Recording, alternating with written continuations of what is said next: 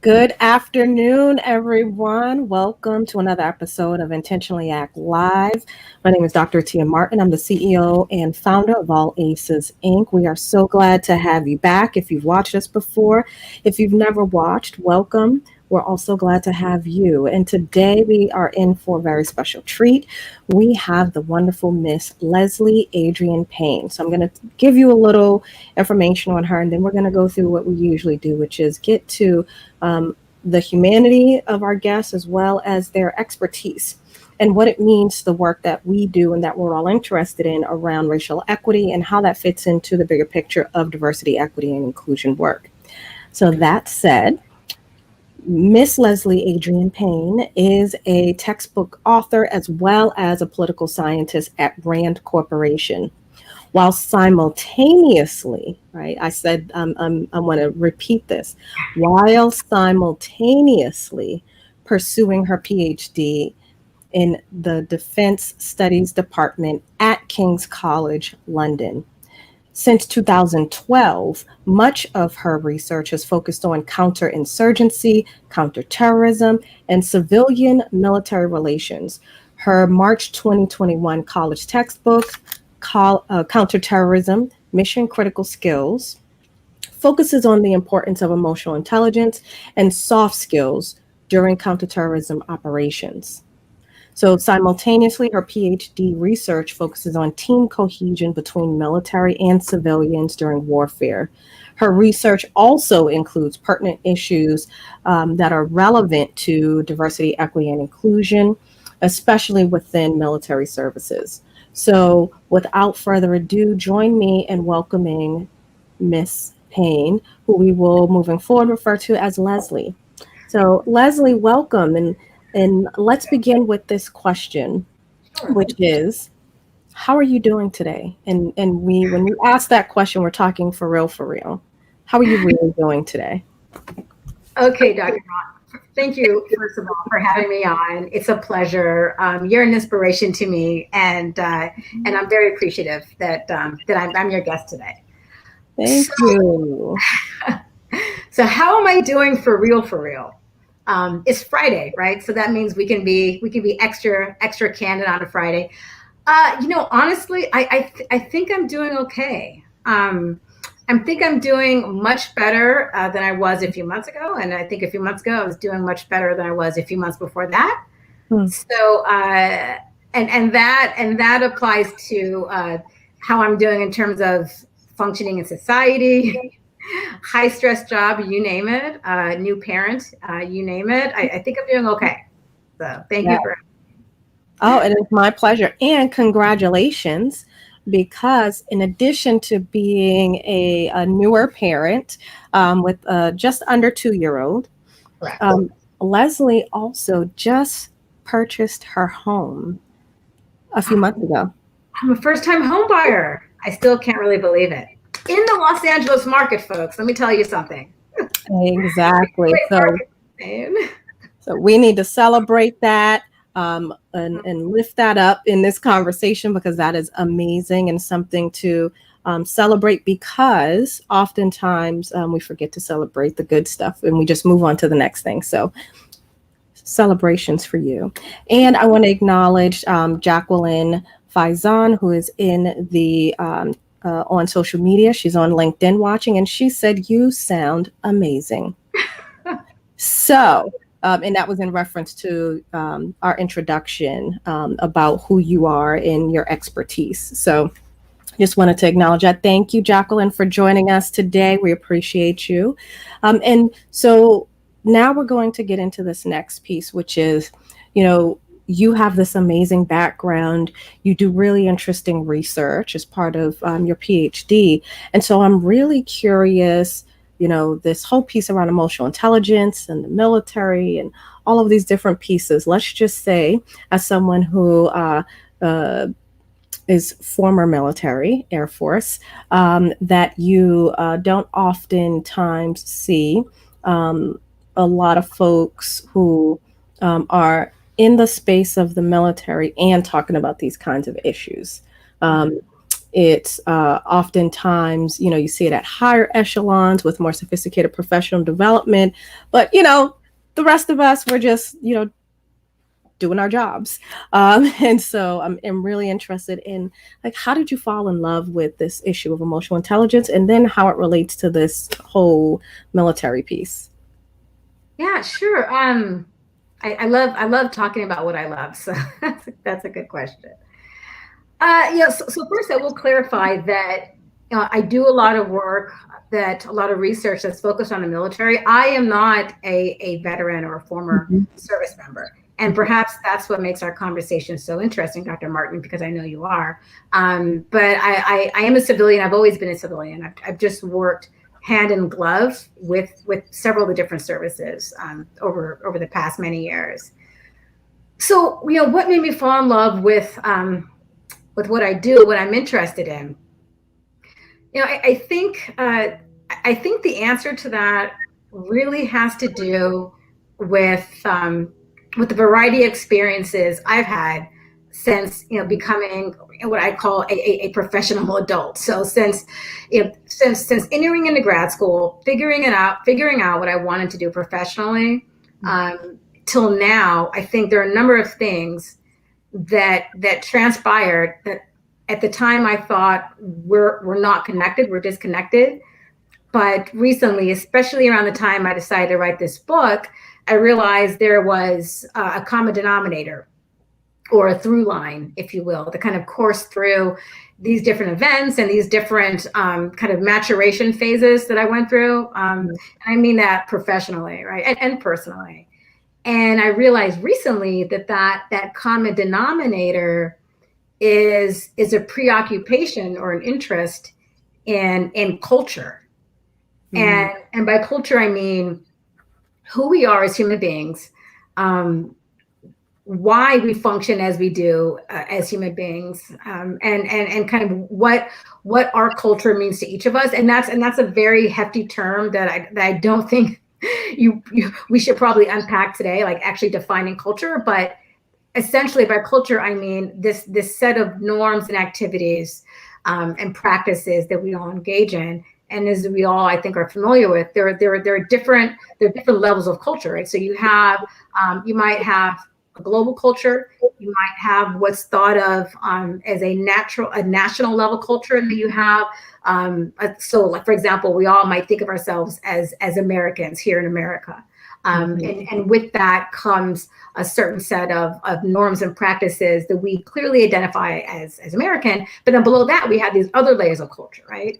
And that might have to do with societal culture, so the society you live in, and maybe even below that, familial culture, so the culture of your family. And so, and of course, even below that, on a smaller unit, might be a culture, a subset of culture, maybe among a set of siblings or close friends. But I realized a few years ago that without knowing it was happening, I became preoccupied, with culture from really the time I was an undergraduate student at Howard University. So if there are any HBCU grads on the line, then big up Howard, to now.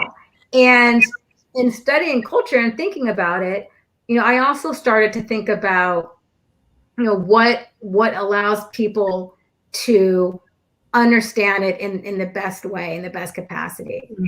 And I realized after working with the military a lot that critical component is not one's IQ, right? Not one's intelligence quotient, but one's EQ, right? One's emotional quotient.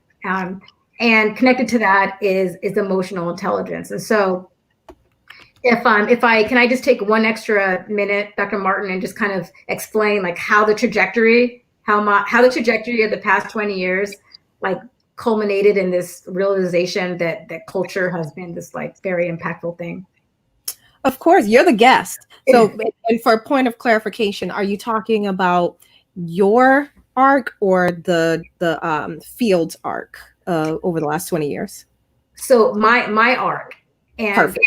And right. I think the interesting takeaway there is that, while while embarking on, I guess at the time, I didn't even think about it. I think most of us, as we progress through our lives, we're not aware. I mean, we're all self-aware, very conscious beings, but you look back maybe after 20 years and you think about your trajectory, and a lot of times you have clarity at that time, but when you're going through the trajectory or when you're involved in the formulation of your arc, you're not aware of all these things are happening. All these things are happening. It's not till later when you engage in self-reflection. And so, interestingly, I was at Howard University and I decided to study anthropology without knowing what anthropology was, right? I just realized that Howard had this dynamic anthropology department at the time. And I was intrigued in the discipline. So I became an anthropology major. And then interestingly, after that, I went to grad school in New York at the New School for Social Research, which really is this very special institution that focuses on the liberal arts. But the crown jewel of the graduate faculty at the New School was the philosophy department. And the majority of the student body was comprised of international students, right? Lots of Northern Europeans and whatnot, and folks from South America. And so there was this graduate program that was so dialogue heavy because it focused really around the philosophy department. So I thought that was interesting. So that was like the second major seed that was planted. And then as I'm a grad student in New York City, 9/11 happens, right? So I wake up one morning, I wake up between the first tower being hit and the second tower being hit. And I remember my mom called me in a panic and I had no idea why she was calling me. I just told her I can't talk right now because there's a fire in the building. And the fire wasn't in my building. The fire was 79 blocks, below me in Manhattan. But that's how fast and how thick the smoke was and how fast it was traveling, that 80 blocks above ground zero in the financial district, you still smell the smoke. And so after 9/11, I decided that I wanted to go into this national security field that I knew very little about. And what was driving that was, again, connected to culture, this realization that there was a gigantic group of individuals that felt insulted by and scorned by U.S. policies, and therefore were willing to express themselves, in the form of jihad, right, and conducting this attack against the U.S. So that right there drove me to then try to get recruited by the Central Intelligence Agency, the CIA. And I was recruited by the CIA as an intelligence officer and military analyst.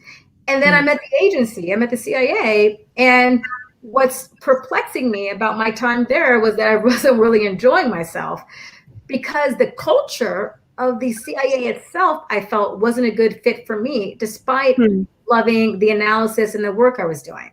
So this was another issue where culture was kind of brought to the fore. I left the CIA after about 5 years, and then right away, like the first day outside of like the bubble of the CIA, because it is like this very strange microcosm environment, I got hired as a field anthropologist supporting the Army, and they asked me to go to Iraq during the war for a little more than a year, and then after that, I went to Afghanistan for a little more than a year. And between those two deployments, I trained in Kansas for my next deployment. And the whole purpose of that program was called the Human Terrain System, was to take social scientists and embed them in combat units to help the military understand the local cultures, right, in these two countries. And so at the time my first degree was in anthropology. I didn't have my PhD at the time, but based on my background and my credentials, they felt I'd be a good fit. So I joined this program. I ended up going to the Middle East and South Asia for cumulatively, I think it was about 4 to 5 years. And that whole time I'm supposed to be helping Marines and Army personnel understand Iraq culture and Afghan culture, which I did. I'm hoping I did that satisfactorily. I believe I did. But at the same time, I'm trying to understand military culture. So Dr. Martin, you being a former airman, I'm sure this was all very, very commonplace to you as you were in your service. But for civilians being around the military, it really is a whole different world. And each service has their own culture, right? Yes. Oh, there's a weird echo going on all of a sudden. Let's try it again. There we go. Okay. Okay. So, what's really weird about that kind of reality is I was just a civilian going into the military, right? Like there was a point where I wasn't military. And Right. so I had to learn culture. And unlike Jacqueline Faison, who has 7 generations of military, including a Tuskegee Airman, I Me did too, actually, Jacqueline. right. My grandfather was in the army, but it wasn't like he was career military or anything like that. Like he did his time because he had to, and then he was done. So I was not exposed to military life before I enlisted. And so I had to adjust to military culture. And ironically, this conversation about culture, you talked about the rules or the set of norms of cultures. And one thing in the military, there was this very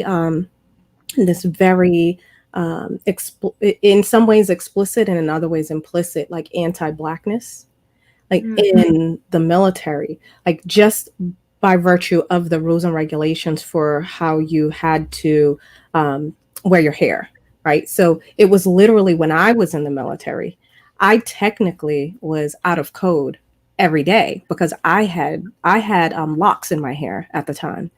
And so I had locks, but I could put them in the military regulations, which was pull it back in a bun, no more than 3 inches wide, blah, blah, blah, blah, blah, blah, blah. So I was in code, but I wasn't in code. And they were literally within the rules. Like you were technically weren't supposed to have cornrows and you weren't supposed to have these things that were Black culture. So literally Black related hairstyles were explicitly named as things you could not have in the military as an active duty person. Right. And I would also stomp that to say that, subconsciously other signals are sent, right? Mm-hmm. So the regulation was up until very recently, and that reg still exists, I believe, for some of the services, although they're starting to relax some grooming standards. Mm-hmm. That regulation for women was that you had to have your hair pulled back in a bun. And that right there assumes that you have the texture of hair that can be, pulled back into that particular hairstyle. And Black women, unless you have a relaxer on your hair, or perhaps you have locks, or it's in some other form, are the natural texture of some of our hair is a little more curly, it's a little more kinky. I don't mean that pejoratively. I actually love my kinky hair, even though right now you can't tell it's kind of straightened, but that's only because anyway. So so right there. So that regulation implies a certain amount of tone deafness, right? Of not understanding that people who might not be Anglo in nature and have straight hair are going to have difficulty, actually pulling the hair back in that fashion.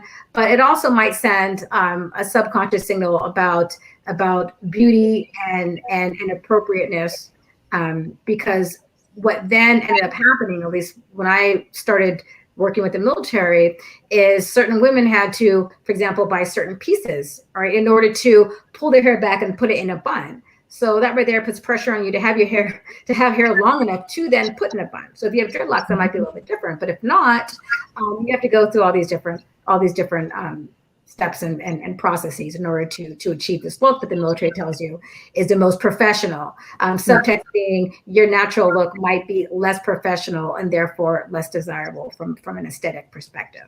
Mm-hmm.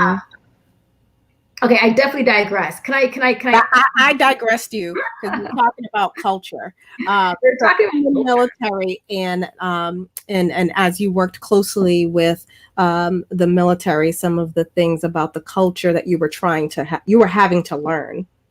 Right. So the interesting thing is, the Army hired myself and a smattering of other anthropologists and sociologists and archaeologists and psychologists to embed with these military units to help these service members, many of whom were extraordinarily young, okay, understand core aspects of culture in the Middle East, right? from Islam and what it meant to people that were in these countries that we were operating within, to other societal norms and practices and cultural societal practices that were akin to these different areas. Mm-hmm. But I found myself at the same exact time being just as interested in military culture without realizing it.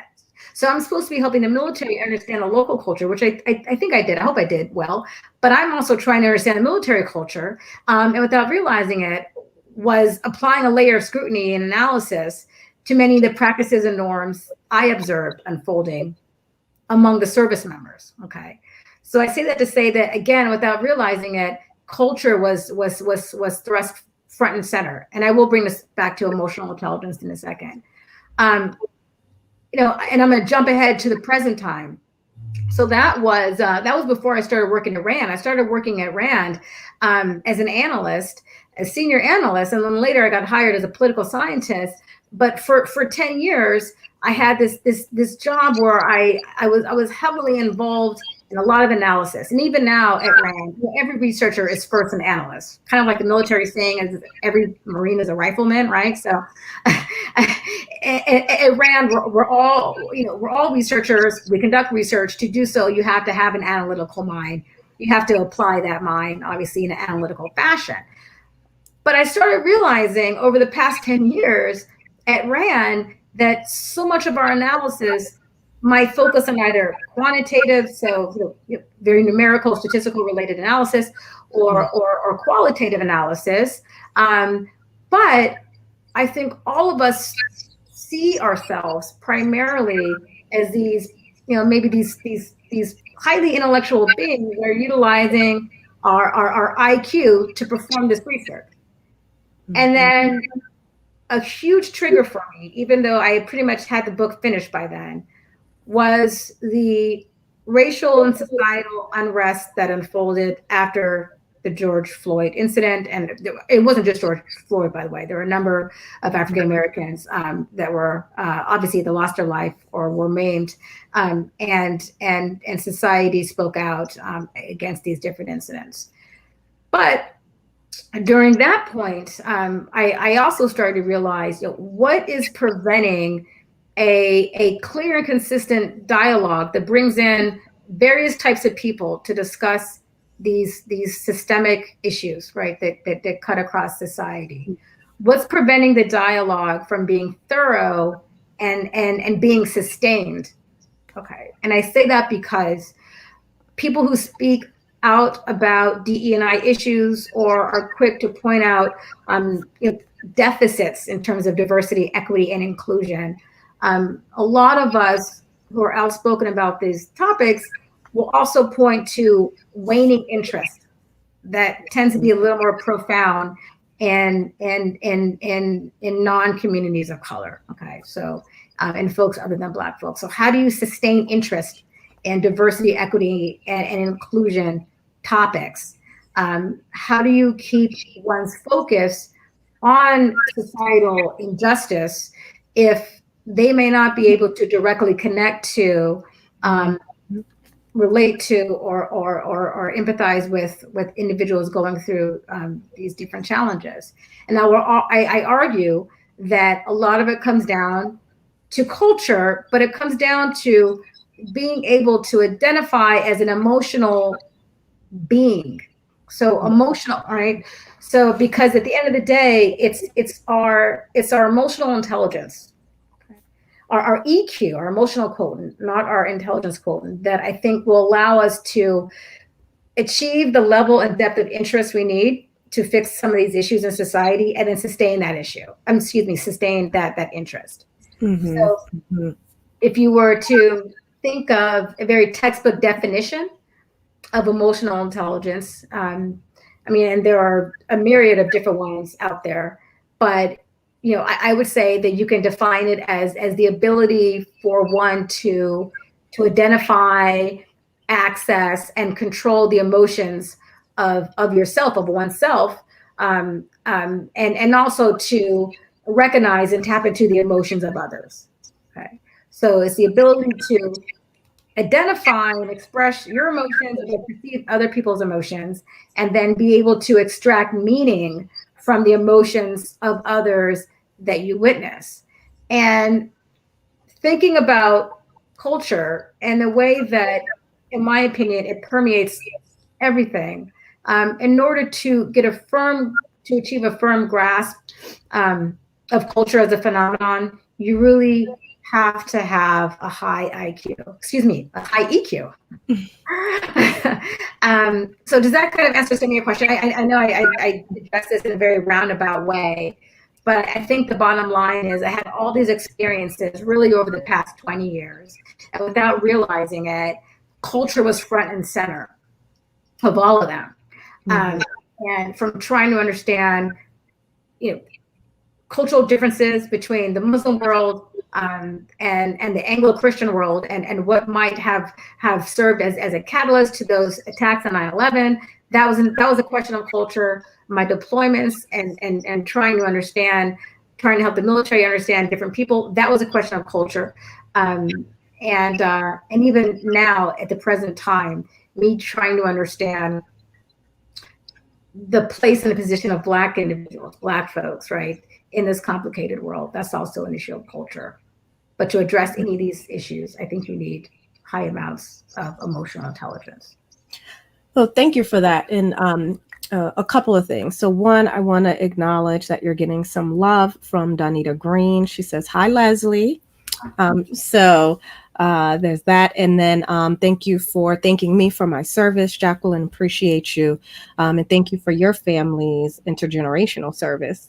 So that said, there's something interesting that I have been looking at, kind of revisiting a lot of organizational development work, and kind of found this whole area that's kind of emergent on the way that organizational culture actually impacts people's emotions,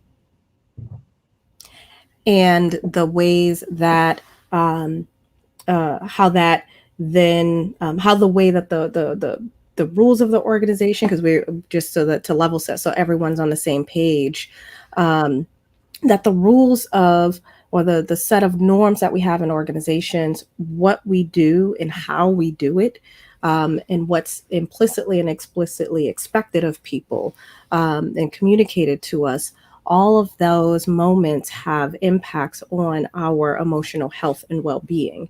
And so this intersection of emotional intelligence into that to help contextualize some of those experiences, like why we feel certain ways in different moments when we're within organizations, is really fascinating to me. But it's not to go too far down that road. I'm going to come back to a couple of pieces. So one is, we've talked about what culture is, we've talked about what emotional intelligence is, and that it's this whole piece around my ability to understand my own emotions, my ability to regulate and manage my emotions, and to extract out of it meaning for myself, and where those emotions are coming from and what it means, and how that relates to other folks, right? How, where other folks with their emotions, how do I support them, influence them, understand them, and how the really messiness of like what happens when you start mixing people's emotions with each other. But all of that to say, now we're getting to a place where we're making a very explicit connection between this organizational culture piece, emotional intelligence. And so can you talk a little bit more about how emotional intelligence, why it's so important for us to have it? Like why is it even important? So we talked about what it is, we're talking about kind of organizational context, but why is it so important in general for us as human beings to have emotional intelligence? Okay. It's important for a number of reasons. So whether an individual is functioning in the workplace, so within an organization, or functioning within a family and helping to manage a family, a key component, which is also a hallmark of emotional intelligence, I would say, is the ability to communicate and communicate effectively, and the ability to listen to others and in turn feel like you're being heard. So I think what you're finding a lot right now in the professional workspace is a heightened level of expectation that employees or workers have. And those expectations go beyond the organization or the company, the entity in question, taking care of the basic needs of the employee, such as, for example, medical insurance, and obviously like administering a paycheck.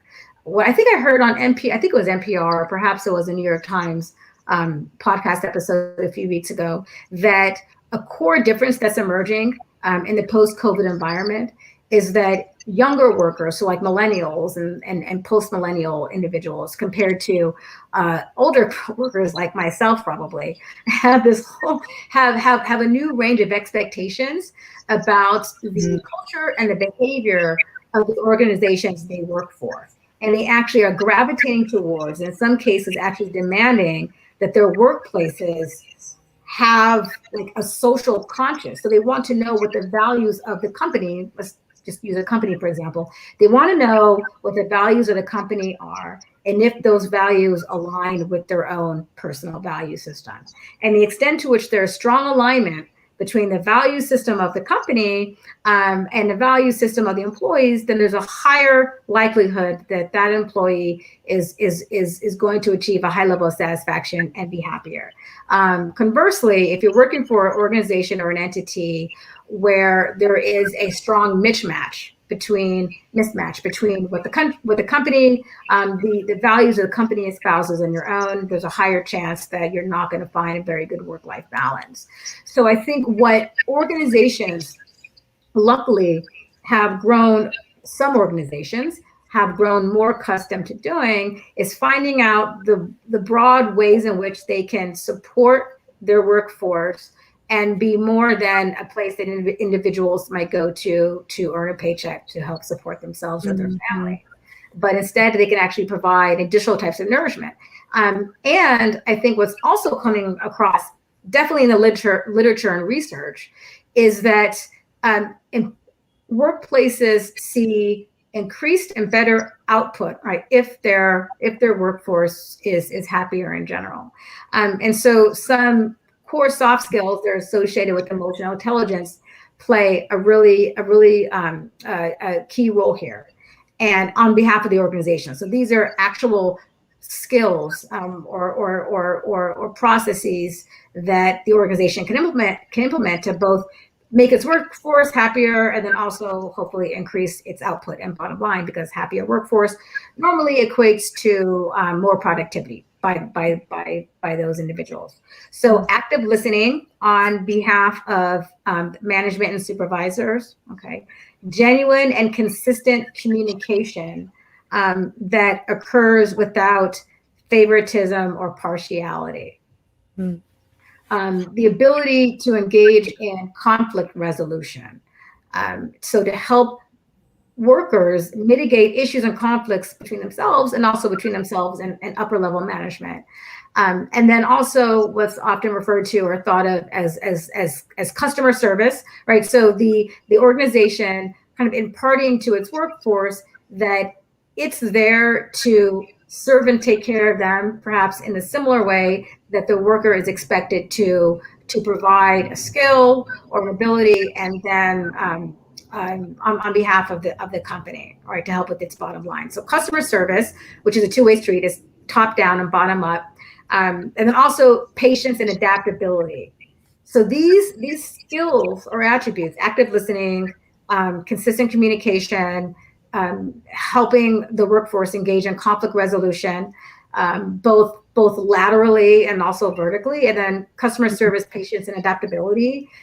These are commitments that many workplaces are making to their workforce as part of a reorientation towards a more emotionally oriented environment, if that makes sense. And may I also say that when I think about emotional intelligence, I think about it in terms of there being a suite or a number of different social competencies, and these social competencies comprise like the core elements of emotional intelligence. So I'll let you know what those social competencies are, but I have to actually read them from my book because my memory just isn't as good as it used to be. Well, speaking of your book, while you pull that up, can we just let folks know where they can find Leslie's book? Can we just bring that up so we can support her? Thank you.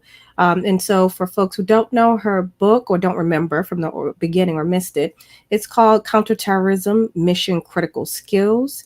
And it really does center emotional intelligence and helping people to really understand how important emotional intelligence is to actual organizational operations. The context is counterterrorism, but it has huge applications across industries, across situations, even down to our personal life, which I got that from Leslie from our conversation earlier. So handing it back over to you to share from your book this whole piece around what are the social competencies. Sure. Thanks, Dr. Martin. So in the book, there is a chapter on empathy. So the way the book is structured, I discuss the importance of soft skills. I start by explaining that these soft skills, all of which connect intimately to emotional intelligence, or they're components of emotional intelligence, they can really be put to use. They can be put to use by counterterrorism professionals, but these skills are applicable across the board. So I come from a very dialogue-rich family, right? So my parents and I, we're talkers, probably way too much. We're very gregarious. We're very outgoing, a dialogue-heavy family, and I've spoken with them about how our family can become more enriched by adopting or focusing our attention on many of these soft skills. My father is an anesthesiologist, and he's told me that in working with his patients and the other physicians he works with on a regular basis, he sees how adopting these soft skills can create more beneficial environments in surgical centers and hospitals and whatnot. So they're applicable across the board. And if I can redo the book, I believe it or not, I probably would have less of a focus on counterterrorism and instead just explain how in our personal lives and across a range of disciplines, harnessing emotional intelligence and leveraging these soft skills are key. But so anyway, so there's this chapter on empathy, and empathy is one of the soft skills discussed in the book. So really quick, there are 8 soft skills I profile in the book, and there's a chapter on each of those soft skills. And those skills are in this order: teamwork, imagination, what I refer to as strategic conscientiousness. That's a mouthful, but just maybe we can just think of that as conscientiousness. Cultural mindfulness, which is akin to cultural awareness. Discernment, empathy, mutuality, so the importance of understanding cooperation and forming partnerships, and acting in a mutually giving way. And the last soft skill is operational adaptability, which is also a mouthful, but you can just think about that as just adaptability in general. So understanding why it's important to be flexible in numerous ways. When I was writing the book took about 2.5 years to write. I had a feeling that most emphasis will be placed on the chapter on empathy. And that's because as a concept and as a term, it's very much in vogue. And I don't mean that pejoratively either.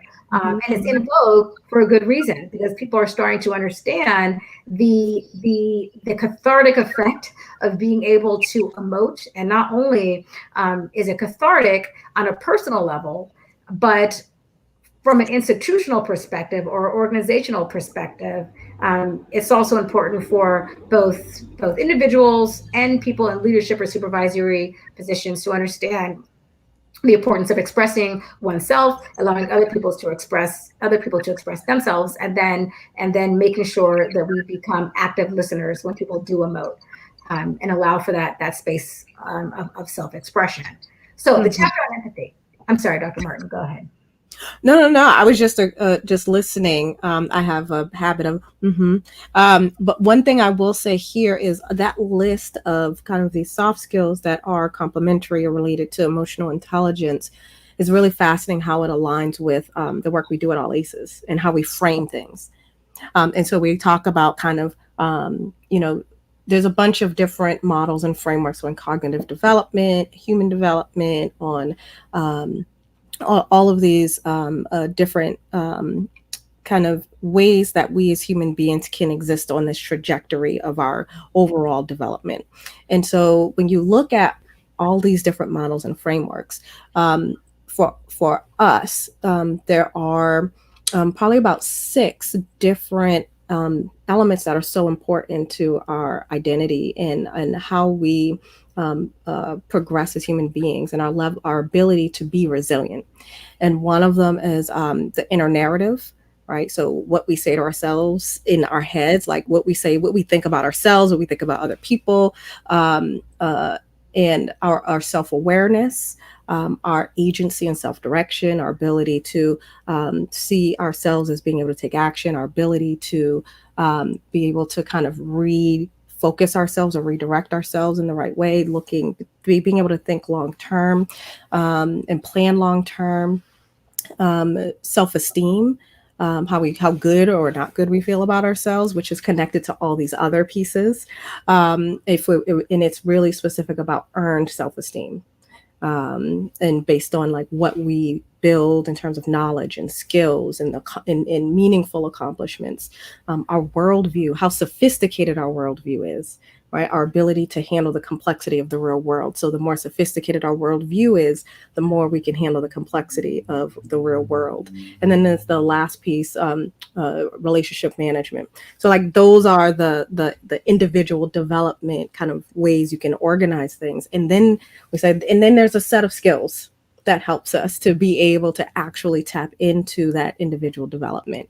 And so it's racial equity literacy and kind of social justice literacy, which gets to several of the points you made, but especially around that cultural piece, being able to communicate well, critical thinking, I'm missing one, communications, critical thinking, I'm going to cheat because I'm having a brain cramp. Hold on.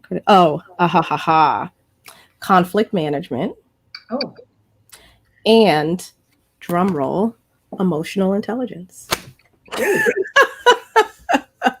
So it's like on a Friday. Yeah, it's like the world's, all the different literature, research, like it doesn't matter if you look at psychology, sociology, anthropology, engineering. I mean, all of these different areas, there's this pattern that needs to be in all of this. So I'm going to be quiet now because you are taking us from these kind of 8 social competencies over to kind of how it relates to the emotional intelligence, the workplace, and kind of real life. Yeah. First, I want to underscore what you just mentioned. It is very interdisciplinary, right? This issue of emotional intelligence. It does cut across multiple disciplines. But what I was going to do, but as always, I sidetracked myself, or I got sidetracked because that's what happened, especially on a Friday. Is I was going to list these social competencies, and now I'm literally going to do it because I have the book on my lap. Turn to the page. Okay. And the reason why I wanted to tell folks about these is because, empathy is such a loaded soft skill, and it's loaded because there's a lot of pressure on people these days to be empathetic without clearly understanding what it is, and a lot of times empathy is conflated with some of these other social competencies. So I'll tell you what they are. Compassion, sympathy, perspective taking, and altruism. And so I think of that list, the 2 that empathy are conflated with most would be compassion and sympathy. And that's okay, because a lot of times these terms are used interchangeably, and a lot of us don't have the time or wherewithal to do research on an individual level and figure out how each of these differ. but I Lovely. I'm sorry, before you keep going. So empathy, compassion. Oh, there's empathy, right? So there's compassion, sympathy, perspective taking. What was that last one? Altruism. Did you get altruism? Altruism. That's the one. Right. Thank you. And there's a graphic in the book that shows a line, a linear, a continuum. And I purposely did not want to make it unilinear. So I didn't want people to think that you have to progress from one state to another. Mm-hmm. And as I was developing the logic model, I was asking myself, well, is there a progression, right? So does one have to be considered compassionate in order to then be considered empathetic, right? And then to be considered sympathetic. And I did my research on it, and I couldn't find any literature or data that that showed them as relating in this sequential way. And so I kind of got away from that and instead focused on understanding the extent to which they are essential when thinking about and speaking about emotional intelligence. And I really do think that they're all components. So if you are wondering if you yourself has a high EQ, emotional quotient, and I want to define that in a second as well. In addition, I want to define that and also explain, how people contrast EQ and IQ. But if you're wondering if you yourself kind of rank high on the emotional intelligence spectrum or scale, and if you're wondering, if you have a high EQ without knowing exactly how to test or evaluate yourself, I would say that looking at these social competencies and asking the extent to which either you practice them or they're important to you might serve as a barometer in terms of how sentient, how much EQ you have, or how emotionally intelligent you might be, or how emotionally intelligent you might aspire to be. And I'll also say that in the book, I discuss something. This is not a concept coined or termed by me. It has existed for a while in psychological literature. But there's also something called the dark triad. Mm-hmm. So are you familiar with this, Dr. Martin? So for those of you listening, so the dark triad can be thought of as, just imagine a black triangle. I hate the fact that black always has to represent like something negative. Think of this as a pink triangle. The color is immaterial. A triangle, and there are 3 points on the triangle naturally, right? So it's there, and 1 point is narcissism. Another point of the triangle is I had to look at the triangle, is psychopathy, and another is Machiavellianism, right? So this dark triad is thought to exist in opposite fashion to high amounts of emotional intelligence, and so and empathy. So empathy arguably can be broken down into 2 different types. There's cognitive empathy and there's emotional empathy. Emotional empathy is referred to as affective empathy, but this is really the ability to share the feelings of another person. Whereas cognitive empathy relates to your ability to identify what someone else is thinking or feeling, but not really share those emotions. Okay. So emotional empathy is a more aggressive form of, or the next step, the step after cognitive empathy. But the key is just to the extent possible to be empathetic, and as empathetic as possible, and then try to stave off, right, the elements that comprise the dark triad. So narcissism, right? Various degrees of like psychosis, and then Machiavellianism. And a lot of those have to do with people focusing on themselves and their inner emotions, disregarding the emotions of others, not honoring the emotions of others, being manipulative, being callous, being insensitive. I think there might be universal agreement that those attributes aren't necessarily positive, right? So if you're wondering how to treat this discussion or any discussion of emotional intelligence as a personal checklist, you could start by, asking yourself if you are aware of the type of individual you want to be. So are you aware of your own personal value system? And so what's important to you, what you honor, what you value, and are you, if you can make that list, are you then prepared to role model these values by actually putting into practice the thoughts and feelings that are in your head in terms of desirable, empathetic behavior? And are you also willing to have an honest conversation about yourself? And I've had this conversation with myself about the extent to which you approximate, the skills associated with the dark triad, right? I mean, narcissism has a very bad rep these days because I believe some scientists were suggesting that a former president of ours, for example, was very high on the narcissism scale, and you can make the argument that anything associated with this individual is seen as negative, right? But I've also heard cognitive behavioral therapists explain that many of us have varying degrees of narcissism. It doesn't have to necessarily be a bad thing, because narcissism is also marked as having high amounts of confidence and being very self-assured. And there are certain professions, by the way, where the average personality type trends toward narcissism. Like, for example, special forces operators in the military, firefighters, fighter pilots, and entertainers, right? Like, I think I read somewhere like rap artists and like actors and actresses of certain ilk tend to have kind of fluctuating degrees of narcissism that border on like the high amounts. So, Dr. Martin, I've talked a lot and I've dominated our conversation. You were supposed to. No.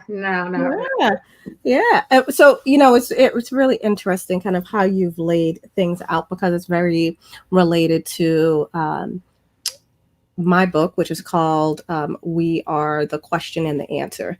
And so it's really about reframing how we understand racism, how it works, and identifying concrete ways that we can adjust ourselves and our organizations. And one thing that that is really interesting is I spend a lot of time on these foundational skills that are not explicitly about racial equity and social justice, that are about our foundational humanity, our default ways of being because of how we're wired from neuroscience, how we've been socialized, and therefore our psychology, and therefore how we behave. And everything that you just laid out is very relevant to also what's going on with kind of dysfunctional or toxic organizations, right? And every organization, just like narcissism, is a scale. Every organization is on a scale of like toxicity. And in those organizations where there's so many cues and signals within the culture, explicit, implicit behavior, all types of things that basically mimic a lot of the, or I should say reinforce a lot of the types of behaviors that are the opposite of what we need to thrive as human beings, to be resilient, to be healthy in the workplace, to all of those things you laid out for us before. And then you layer on top of it racism.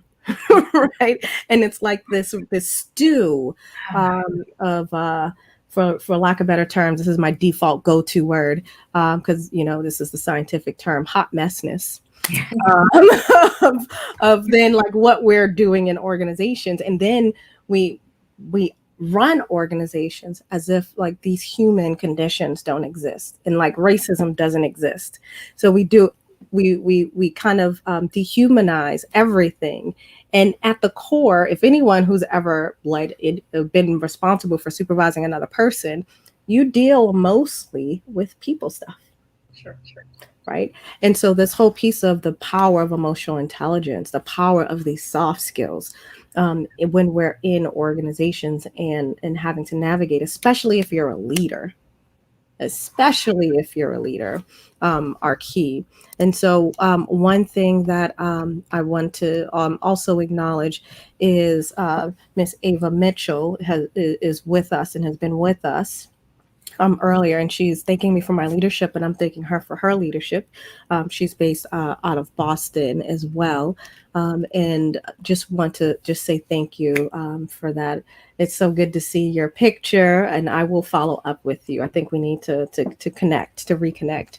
But that said, I want to land intentionally with our last few minutes as we think about this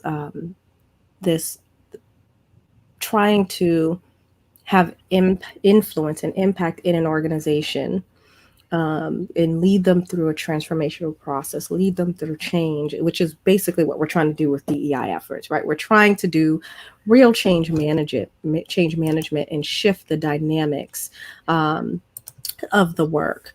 And I'm really interested in how you see the opportunities for leaders who are trying to do this work, whether they're formal leaders or informal leaders, but folks who decide that they want to help support change efforts. What role? How can emotional intelligence help them navigate that? If they're trying to bring about positive change within the organization and guard against some of the phenomena you just mentioned in terms of toxicity, right? So inadvertently perpetuating a toxic work culture, which, and by the way, I will say that toxic leaders, there is such, so hypermasculinity has been linked to toxic work cultures, but they're also, but women and females can also be toxic supervisors, managers, you name it. So I will throw that out there. But emotional intelligence can be leveraged to kind of improve the climate within organizations by, I think, giving voice to this extra toolkit of skills that a lot of times goes unrecognized. So I think about it often in terms of an iceberg. Okay, so I think of Sigmund Freud's iceberg theory, right, which he kind of developed in 1916. And so there's an iceberg, and you see the very tip of the iceberg. Okay, this is the observable part.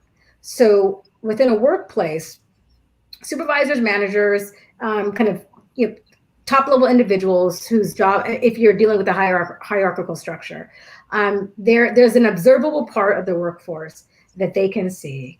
And a lot of times what they observe is not reflective of the actual reality, right? Because especially with, for example, employees of color or those that might be from underrepresented groups, right? So that also can include, for example, people of a variety of genders, individuals with disabilities, you name it.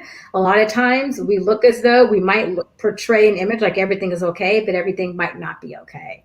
And that's where you have to look below the surface, right? But in order to allow yourself to see that major part of the iceberg that actually supports the tip, so the underlying factors or the underlying components of the issue, in this case of the iceberg, you have to have the requisite skills. And a lot of that has to do with emotional intelligence. So you have to be able to talk to the wide swath of individuals that comprise your workforce, recognize if there are feelings of alienation, or discrimination, or actual practices that are perpetuated that do certain groups a disfavor, and then you have to be willing to do the hard work of ensuring that those issues are rectified. But a lot of it involves a level of awareness of your workforce that goes beyond recognizing talents and skills, but actually being able to identify that people feel disenfranchised or are hurting. And how this looks in an operational sense also is making sure you have a firm system in place where you allow reporting channels. So actual mechanisms for people to not just express grievances, but bring them to upper level management, and then ensure that once brought to upper level management, they're then respected and honored, and action is taken to investigate them. The core of all this is communication and awareness. So management being able to communicate to its workforce, and then being observant and aware that issues are taking place. That is, thank you so much for that, because there's this whole piece where you landed around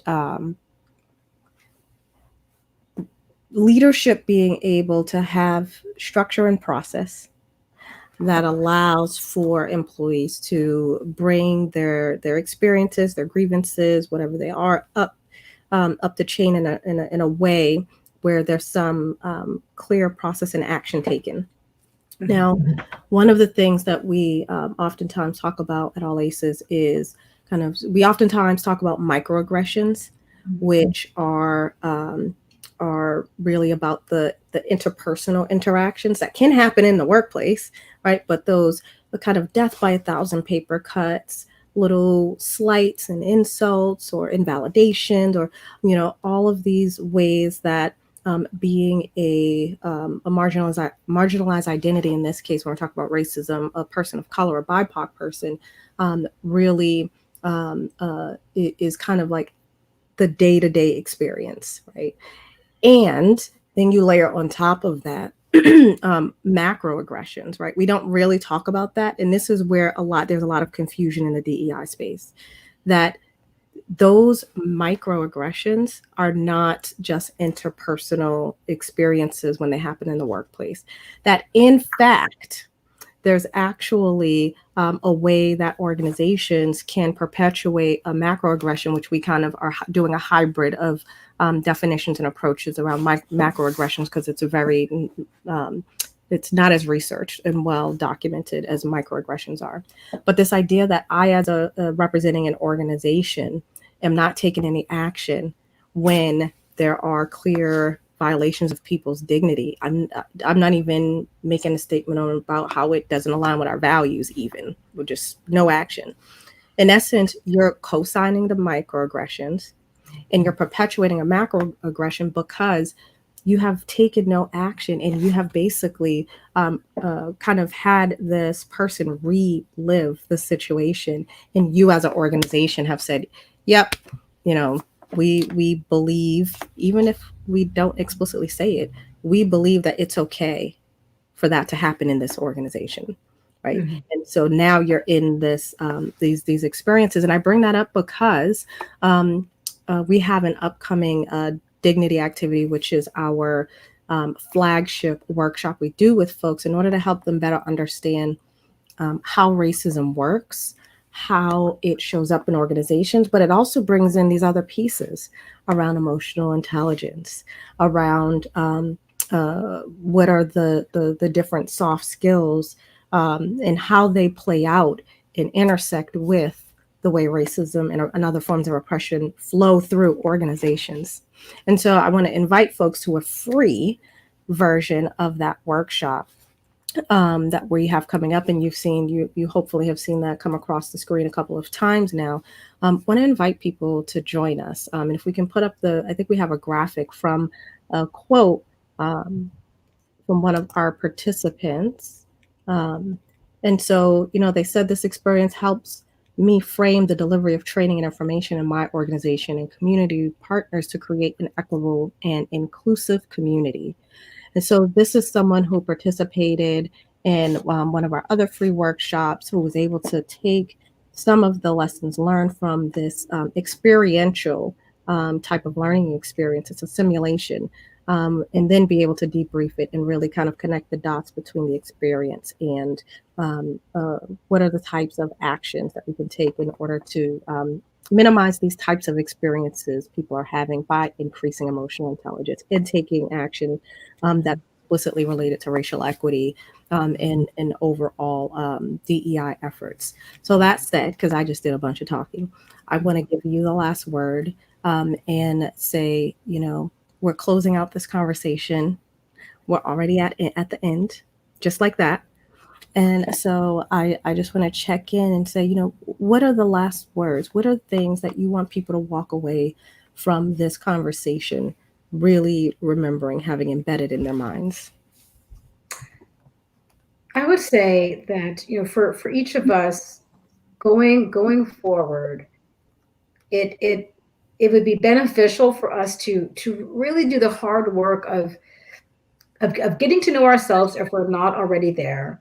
Mm-hmm. Trying to ascertain what we value, what we stand for, and asking how that can be enhanced. And considering the role that emotional intelligence can play and kind of bringing about the better versions of ourselves. And the goal is not to, approach it from a self-righteous, perspective.